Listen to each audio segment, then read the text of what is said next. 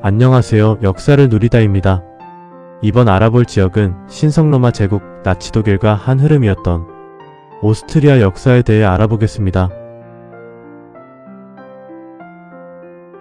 오스트리아는 중부 유럽 알프스 산맥에 위치한 국가로 인구 910만 명이 살고 있습니다. 오스트리아에서는 자국을 독일어로 나라 동쪽을 뜻하는 웨스터라이히라 부르며 공용어는 독일어를 씁니다. 동쪽 나라라는 명칭은 976년 신성로마 제국 시절에 최동단 변경백으로서 행정구역이 설치된 것에서 유래했습니다. 이름이 비슷한 오스트레일리아도 모두 라틴어 기원인데 이는 고대 독일어의 동쪽을 나타내는 오스트와 라틴어의 남쪽을 나타내는 아우스테르가 같은 인도유럽어 언을 공유하고 있어 게르만 일대에서 이 둘이 혼동되어 사용되었기 때문입니다. 그래서 오스트레일리아는 미지의 남방대륙이란 개념으로 라틴어로 남쪽을 가리키는 단어에서 따왔고 오스트랄로피테쿠스도 남쪽을 뜻하는 오스트랄리스와 그리스어로 유인원을 뜻하는 피테코스를 라틴어화한 피테쿠스의 합성어입니다. 오스트리아 수도 비네는 국제원자력기구, 포괄적 핵실험금지 조약기구 등이 본부를 두고 있어 국제회의와 분쟁 조정의 무대로서 큰 역할을 하고 있습니다. 덕분에 주 오스트리아 대사는 요직으로 꼽힌다고 알려져 있는데 반기문 유엔 사무총장도 오스트리아 대사로 근무했었습니다. 기원전에는 오스트리아 지역에 켈트족이 세운 노리쿰 왕국이 있었습니다. 기원전 16년 노리쿰 왕국은 로마 제국에 점령되었으며 그 자리에 노리쿰 속주가 세워졌습니다. 이후 게르만족의 이동과 훈족의 등장으로 로마 제국은 오스트리아 지역에 대한 영향력을 상실하였고 이후 동고트 왕국과 랑고바르드 왕국이 차례대로 지배 세력으로 등장했습니다. 이어서 아바르汗국이 오스트리아 지역의 패권을 잡았으며 이 시기를 전후로 슬라브족이 유입되었습니다. 이후 796년 프랑크 왕국 15대 왕 카롤루스 대제가 아바르족을 폭속하고 오스트리아 지역을 바이에른 동부지방이라는 이름으로 편입시키며 시작되었습니다. 805년 카롤루스 대제는 더욱 효율적인 통치와 외침의 방어를 위해 바이에른 지역에서 이 지역을 분리하여 새로운 변경주를 설치했습니다. 828년에는 당시 바이에른 공국 공작이었던 루트비 2세가 이 지역으로 진출하려는 대모라비아 왕국과 불가리아 제1제국의 대대적인 침공을 막아내기도 하였습니다. 이후 동프랑크 왕국의 왕이 된 루트비 2세는 후계자인 아들 카를로만에게 경험을 쌓게 하기 위해 이 지역을 바이에른 공국 산하로 완전히 편입시켰습니다. 그러나 907년에 동프랑크 왕국이 프레스부르크 전투에서 패배하면서 바이에른 공국은 헝가리 대공국의 이 지역을 통째로 빼앗겨버립니다. 하지만 955년에 신성로마 제국 12대 황제 오토 1세가 레이펠트 전투를 통해 이 지역을 재수복하면서 다시금 신성로마 제국의 영향력 아래에 놓이게 된 동방 변경 지역은 오스트리아 변경백국으로 성립됐습니다.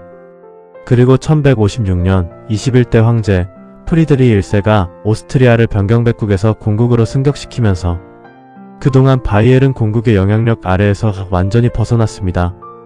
1243년에서 78년에는 오스트리아가 공위시대를 맞았는데 이 시기는 신성로마 제국의 대공위시대와 시기가 겹치면서 신성로마 제국의 혼란과 함께 오스트리아 공국도 혼란에 빠졌습니다. 1273년 신성로마 제국 대공위시대는 현 스위스 일대를 지배하던 합스부르크 가문의 백작 루돌프 4세가 20대 독일 왕 루돌프 1세로 선출되면서 종결되었습니다. 1278년 도나우강 유역으로 확장을 원했던 루돌프 1세는 마르이펠트 전투에서 오타카르 2세를 전사시키고 그가 차지했던 오스트리아 공국과 슈타이어마르크 공국을 회수하여 맏아들 알브레이트 1세에게 주었습니다. 1315년 합스부르크 가문은 오스트리아 공국을 가문의 본토로 삼았고 마침내 1369년 합스부르크 가문은 현 잘츠부르크주를 제외한 현재 오스트리아를 구성하는 모든 영토를 차지하게 되었는데 잘츠부르크 일대는 교회에 소속된 영지였기 때문에 오랫동안 독립적으로 존재할 수 있었습니다. 1438년 합스부르크 가문 출신인 알브레이트 2세가 29대 독일 왕으로 선출되었고 1452년 그의 아들 프리드리 3세가 대관을 받아 신성로마 제국 29대 황제로 즉위하면서 합스부르크 가문은 마침내 신성로마 제국 제위를 독점적으로 세습하기 시작했습니다. 1453년 프리드리히 3세는 오스트리아 공국을 오스트리아 대공국으로 승격시켰습니다. 이후 아들인 30대 황제 막시밀리안 1세는 과감한 결혼 정책을 펼쳤고, 합스부르크 가문은 유럽 각지에서 엄청난 영토를 상속받아 일거에 유럽의 중심으로 부상했습니다. 이후 1683년에서 99년 테티르크 전쟁에서 맹활약한 사부하 공자 외젠의 활약에 힘입어 1699년 카를로비츠 조약으로 오스만 제국에 빼앗긴 오스만령 헝가리와 트란실바니아 공국을 수복하였고, 인구 수천만 명을 보유한 국가로 성장했습니다.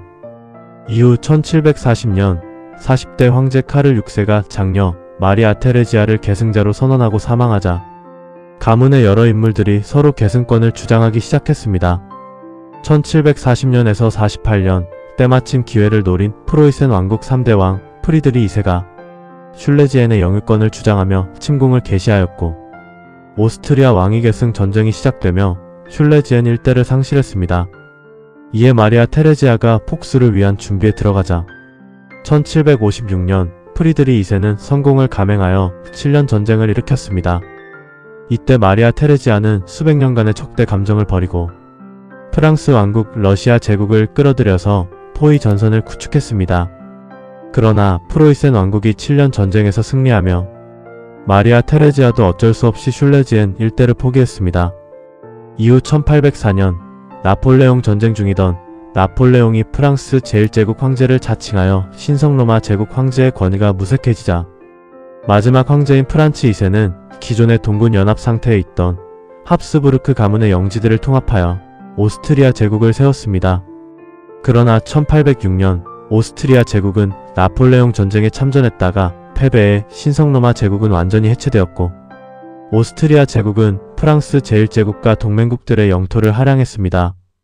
1815년 나폴레옹이 몰락하자 빈회의를 통해 오스트리아 제국은 이탈리아 일대 북부를 차지했습니다. 그러나 1859년 이탈리아 통일전쟁에서 프랑스 제2제국과 사르데냐 피에몬테 왕국 연합군에 패하여 이탈리아 반도에서의 영향력을 잃었고, 1866년 프로이센 오스트리아 전쟁에서는 프로이센 왕국에 패하면서 독일 내 영향력을 빼앗기며 세력이 축소되었습니다. 저는 헝가리 왕국에서 독립의 움직임이 일어났는데, 오스트리아 제국 정부는 헝가리 분립파에게 이중 제국을 제안했고, 마침내 1867년에 양쪽의 이해관계가 일치하여 오스트리아 헝가리 제국이 형성되었습니다. 이후 1908년 오스트리아 헝가리 제국은 보스니아 일대를 합병했는데, 이는 세르비아 왕국의 격렬한 반발을 가져왔습니다. 1914년 오스트리아 헝가리 제국의 황위 계승자 프란츠 페르디난트가 보스니아 헤르체고비나 공동통치령의 수도인 사라예보에서 암살당하는 사건이 발생하였고, 오스트리아 헝가리 제국과 세르비아 왕국 사이에 전쟁이 일어났습니다. 여기에 세르비아 왕국의 후원자 러시아 제국과 오스트리아 헝가리 제국의 동맹국 독일 제국이 가담하고, 프랑스 제3공화국과 벨기에의 독립을 보장한 대영 제국이 참여하며 제1차 세계대전이 일어났습니다. 그러나 전 오스트리아 헝가리 제국은 패배하며 해체되었고, 독일계 오스트리아 공화국을 거쳐 오스트리아 제1공화국이 성립되었습니다.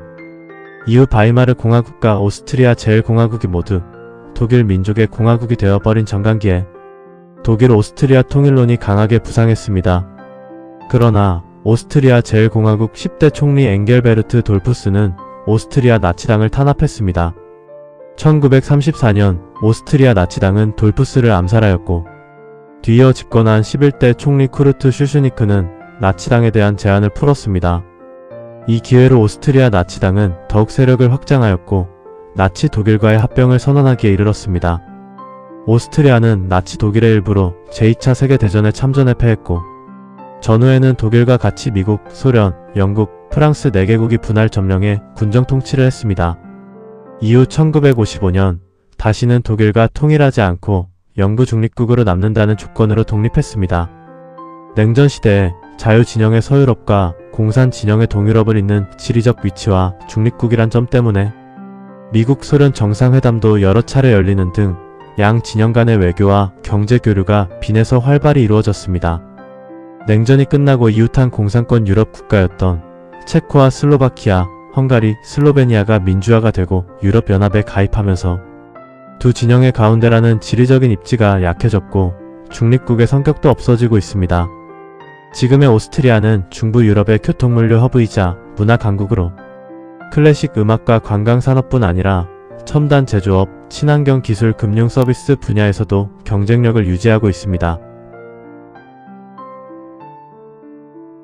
오스트리아 기업으로는 세계 최대의 로프웨이 제조기업 토팔마이어, 크리스탈 가공업체 스와로브스키, 권총 제조기업 글록, 에너지 드링크 제조기업 레드불이 있고, 오스트리아 인물로는 영화 80일간의 세계 일주, 터미네이터, 트루 라이즈에 출연한 배우 아놀드 슈워제네거, 작곡가 요제프 하이든, 작곡가 볼프강 아마데우스 모차르트, 베토벤의 제자이자 피아니스트 카를 체르니, 작곡가 프란츠 슈베르트, 작곡가 요한 슈트라우스 1세, 맨델 유전 법칙을 발견한 생물학자 그레고 요한 맨델, 정신분석학 창시자 지그문트 프로이트, 유디트 키스를 그린 화가 구스타프 클림트, ABO식 혈액형을 발견한 병리학자 카를 란트슈타이너, 소설 변신을 집필한 소설가 프란츠 카프카, 나치 독일 최고 지도자 아돌프 히틀러, 클림트의 제자이자 자화상을 그린 화가 에곤 실레,